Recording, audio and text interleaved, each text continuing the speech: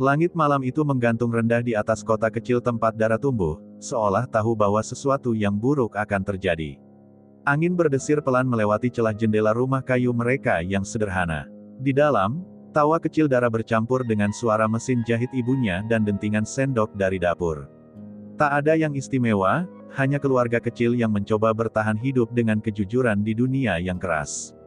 Dara tak tahu, itu adalah malam terakhir ia mendengar suara mereka dalam keadaan utuh. Ketukan keras tiba-tiba menghantam pintu depan. Bukan ketukan biasa, melainkan pukulan yang dipenuhi amarah. Ayah Dara terdiam, sendoknya jatuh dan berdenting di lantai. Ibunya mematikan mesin jahit dengan tangan gemetar. Dara bisa merasakan perubahan udara di ruangan itu, hangatnya rumah berubah menjadi dingin yang menyesakkan. Ketukan itu datang lagi, lebih keras, lebih kasar, disertai suara tawa rendah yang mengandung ancaman. Ketika pintu dibuka, 5 pria bertubuh besar berdiri di ambang. Wajah mereka keras, mata mereka kosong dari belas kasihan. Salah satu dari mereka melangkah maju, pria berjaket gelap dengan tatapan dingin yang membuat darah-darah membeku.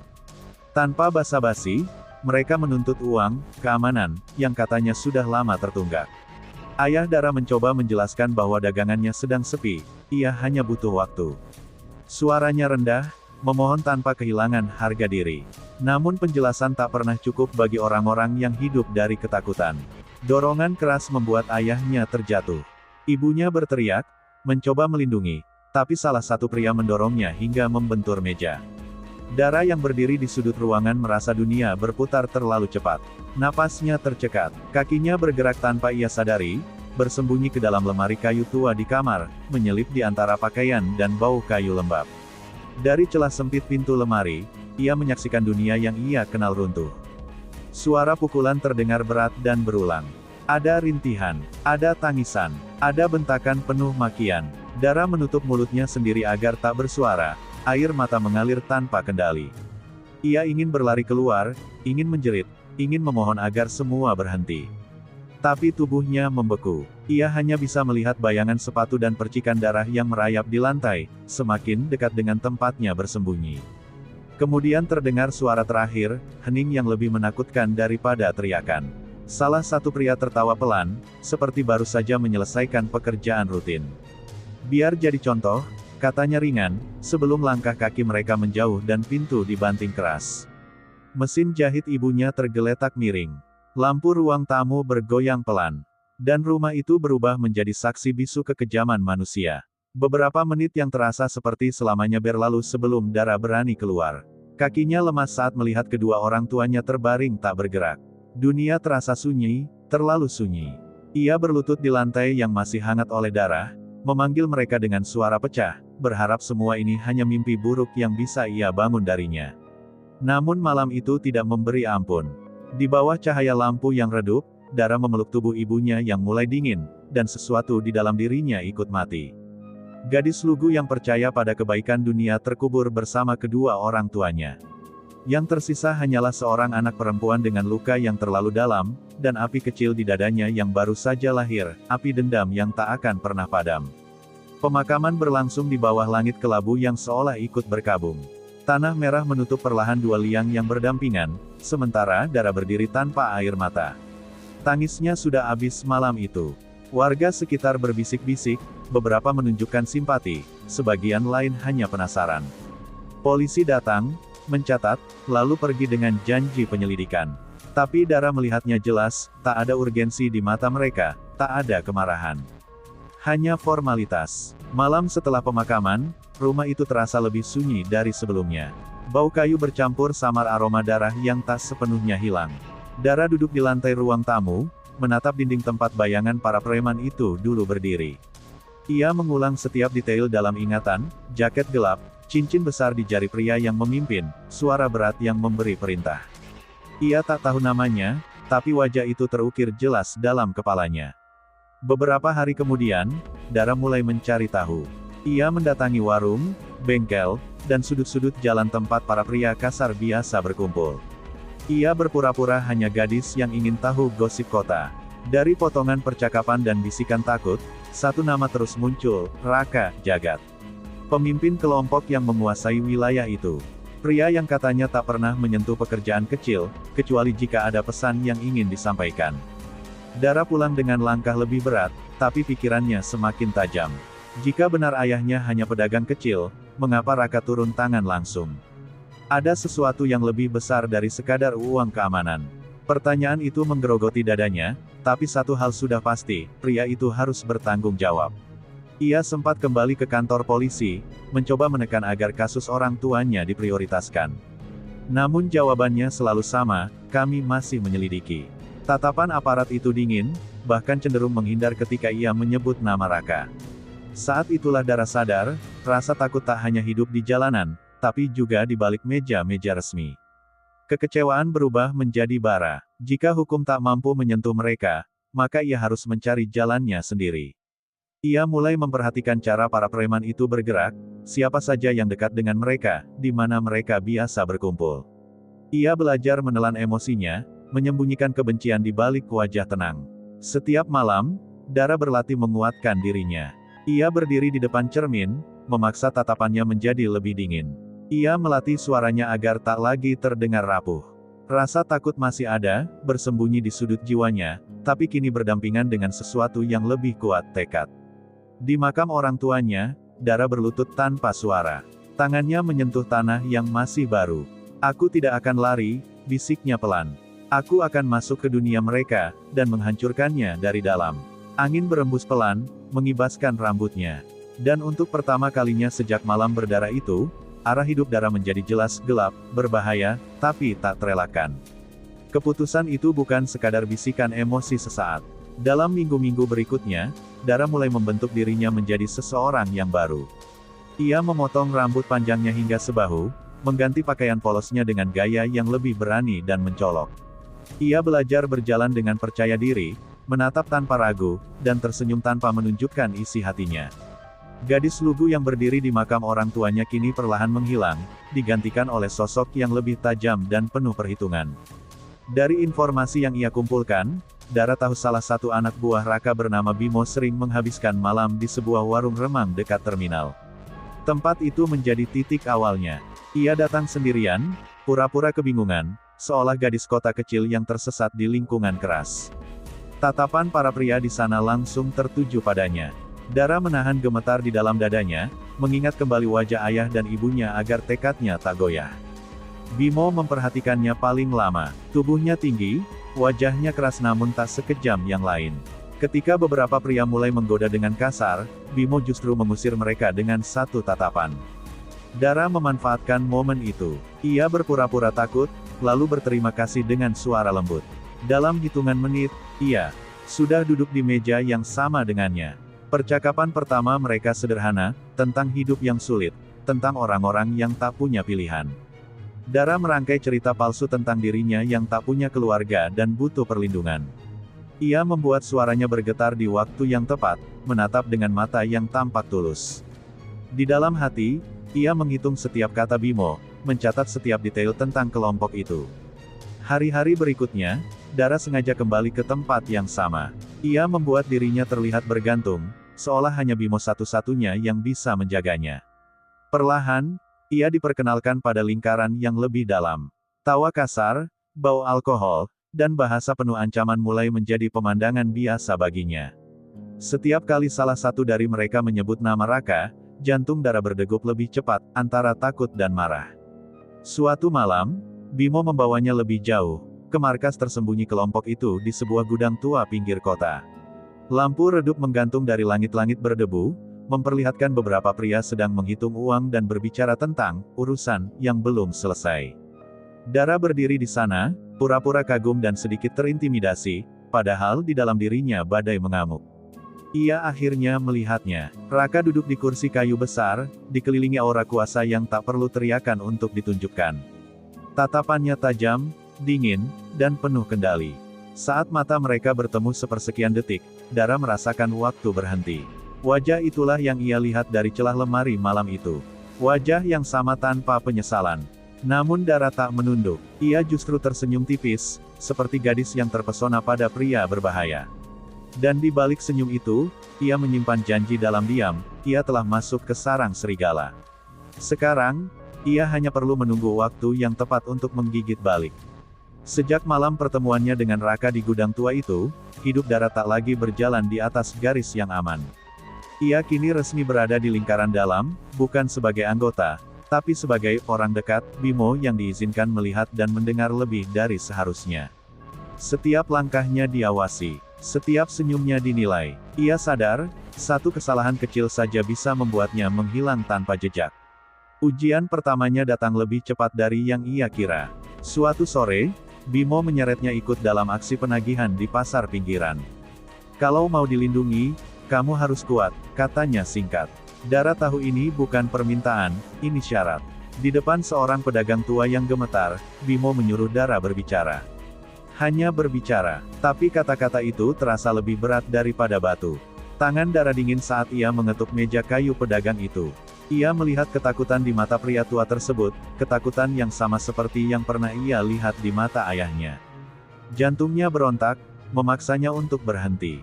Namun bayangan Dara di lantai rumahnya kembali menyambar pikirannya. Suaranya akhirnya keluar, pelan tapi tegas, mengulang ancaman yang sudah ia hafal. Saat pedagang itu menyerahkan uang dengan tangan gemetar, sesuatu dalam diri Dara retak. Ia membenci dirinya sendiri. Tapi ia juga sadar, ia baru saja melangkah lebih jauh dari titik kembali. Malamnya, Dara muntah di belakang gudang, tubuhnya gemetar hebat. Bimo menemukannya dan hanya terdiam. "Lama-lama kamu akan terbiasa," ucapnya datar. Kalimat itu membuat Dara merasa ngeri. Terbiasa pada apa? Pada rasa bersalah. Pada ketakutan orang lain, pada menjadi bagian dari luka yang dulu menghancurkannya. Hari-hari berikutnya menjadi latihan tanpa ampun. Ia belajar membaca situasi, mengenali siapa yang mudah ditekan dan siapa yang berbahaya.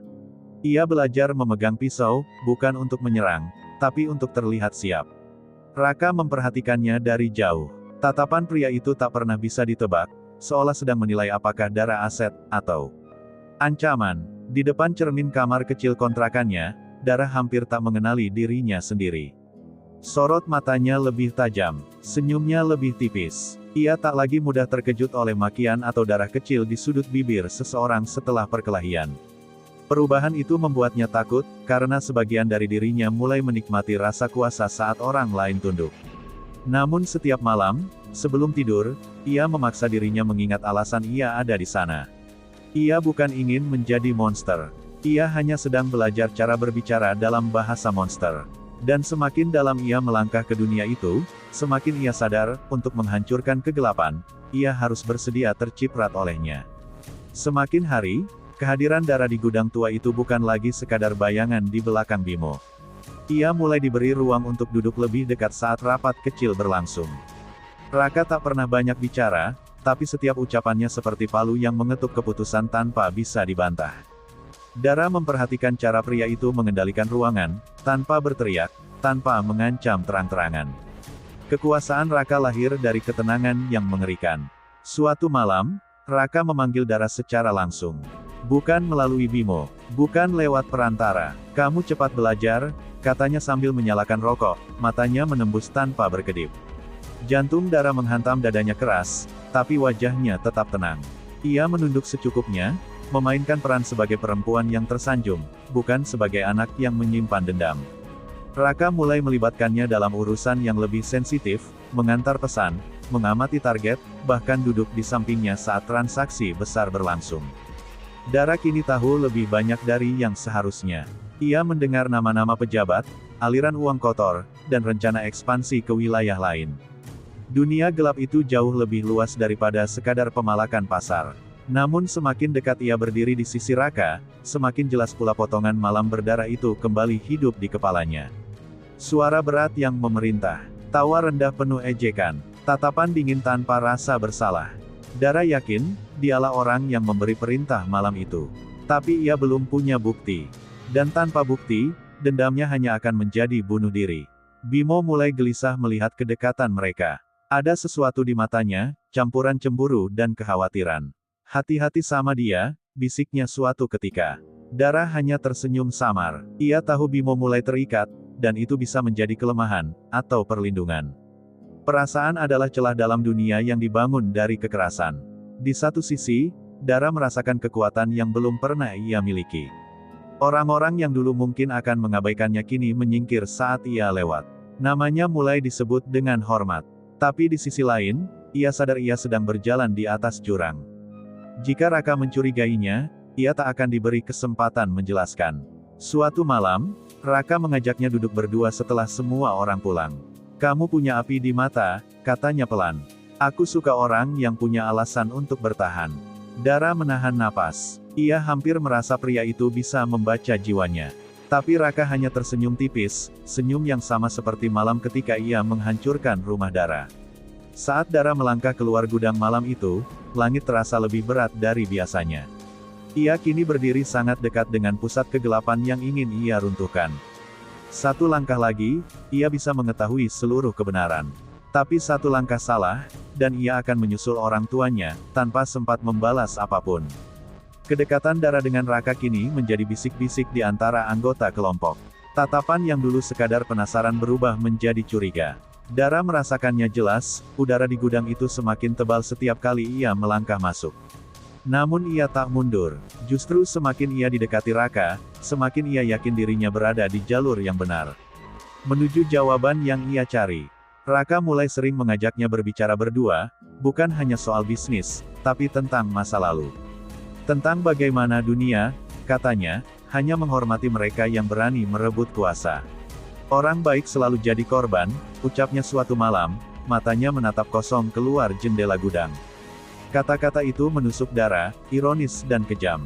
Ia ingin berteriak bahwa orang tuanya lah korban dari keyakinan sesat itu. Namun di sisi lain, Bimo semakin menjauh. Bukan karena benci, melainkan karena terluka.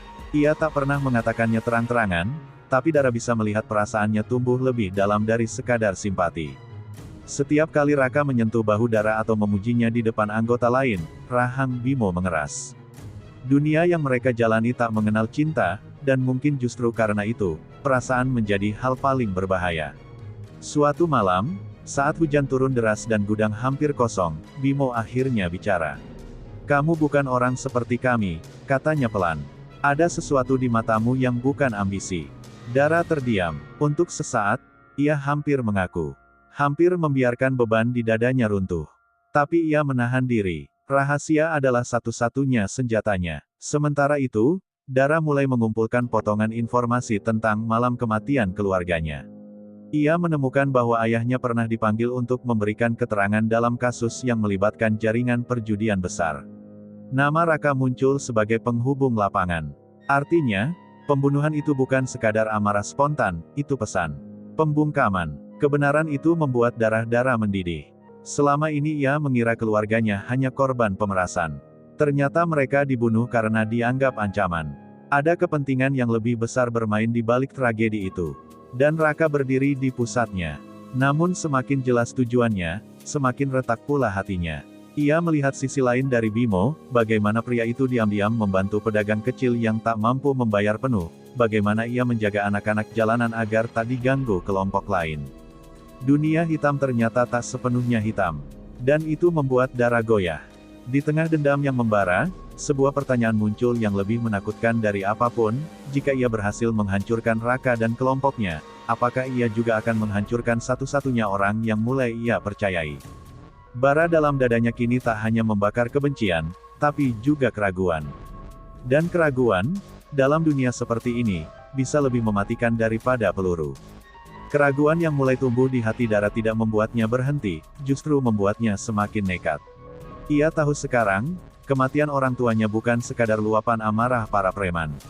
Itu eksekusi yang direncanakan. Dan jika benar ayahnya dibungkam karena mengetahui sesuatu, maka jawabannya pasti masih tersembunyi di antara dokumen dan transaksi yang dijaga Raka seperti rahasia negara.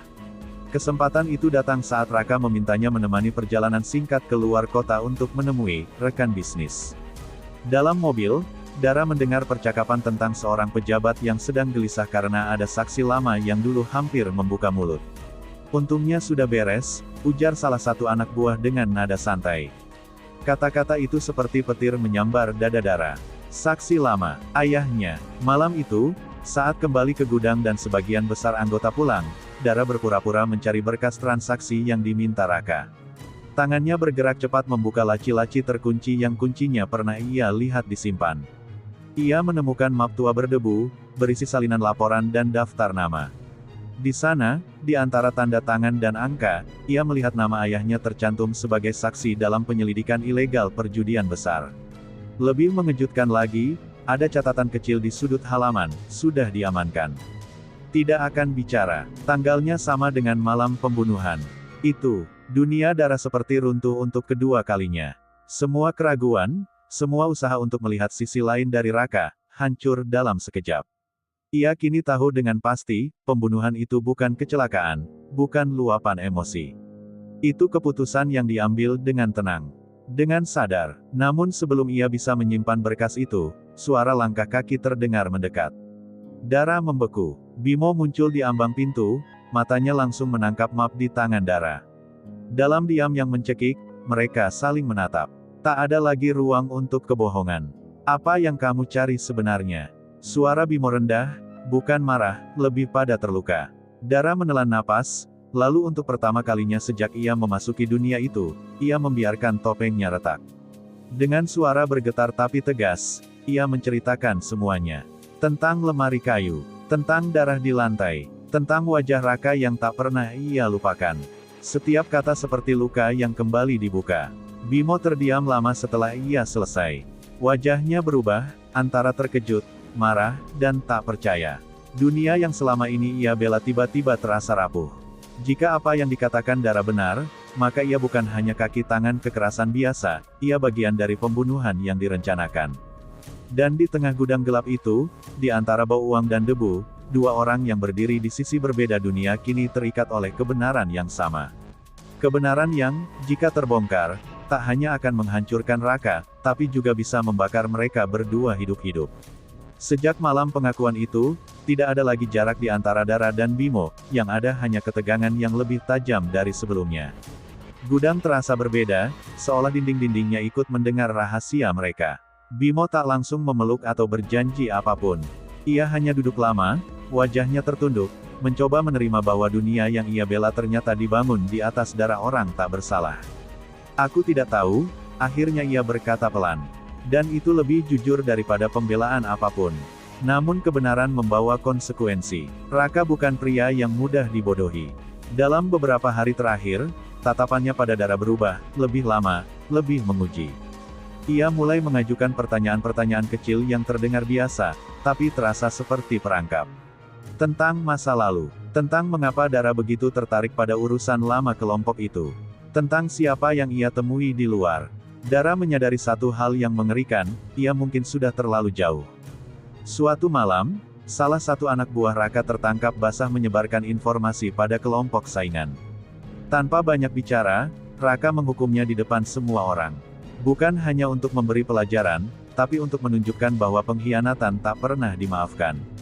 Dara berdiri di antara kerumunan, wajahnya dingin, tapi tubuhnya gemetar di dalam.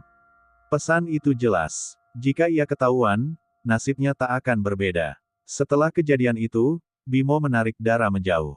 Kita tidak punya banyak waktu, bisiknya tegang. Ia kini tak lagi ragu, ia percaya pada cerita Dara. Dan lebih dari itu, ia percaya bahwa Raka memang mampu melakukan semua itu tanpa penyesalan. Tapi menjatuhkan seorang pemimpin seperti Raka bukan perkara emosi.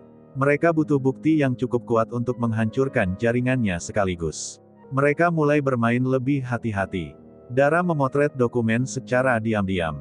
Bimo mengumpulkan informasi tentang aliran uang dan nama pejabat yang terlibat. Setiap langkah seperti berjalan di atas kaca tipis, retakan kecil saja bisa membuat semuanya runtuh. Di luar, kelompok itu terlihat solid.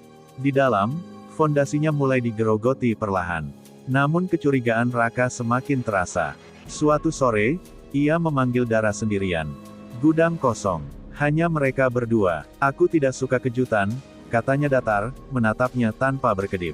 Dara membalas tatapan itu, menahan detak jantungnya agar tak terdengar. Untuk pertama kalinya, ia sadar, ini bukan lagi permainan menyusup. Ini duel psikologis antara pemburu dan mangsa.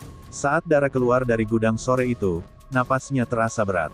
Ia tahu waktunya hampir habis. Jika mereka ingin menjatuhkan Raka, mereka harus melakukannya sekarang, sebelum ia yang lebih dulu bergerak. Dan di antara bayang-bayang yang semakin rapat, Dara akhirnya menerima satu kenyataan pahit, tak semua orang akan selamat dari perang yang ia mulai. Keputusan itu akhirnya diambil tanpa seremoni, tanpa hitungan mundur. Dara dan Bimo tahu mereka tak bisa menunggu lebih lama.